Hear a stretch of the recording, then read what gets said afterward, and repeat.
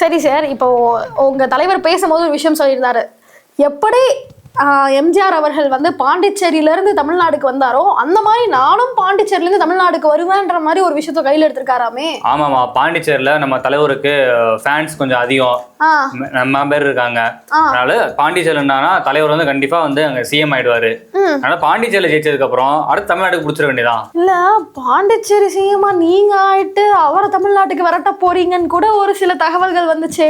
அது ஃபியூச்சர்ல இருக்குதுமா. ஃபர்ஸ்ட் தலைவர் முன்னெடுத்து தானே அரசியல் பண்ணணும். தலைவர் ஆயிட்டாருன்னா அடுத்து ராஜினாமா பண்ணிட்டு எனக்கு கொடுத்துருவாரு.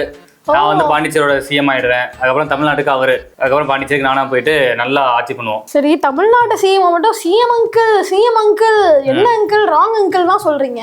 பாண்டிச்சேரி சிஎம் மட்டும் சிஎம் சார் ரொம்ப தேங்க்யூ அப்படின்னு தான் சொல்றீங்களே, எதுக்காக? நீ தலைவர் ஸ்பீச்சை கேட்கலையா? தலைவர் என்ன சொன்னாரு? பாண்டிச்சேரியில மக்கள் நல்லா சந்தோஷமா வாழ்றாங்க, அங்க இருக்கிற போலீஸ் நல்லா சிறப்பா வேலை பாக்குறாங்க. ஆனா தமிழ்நாடு அப்படி கிடையாது.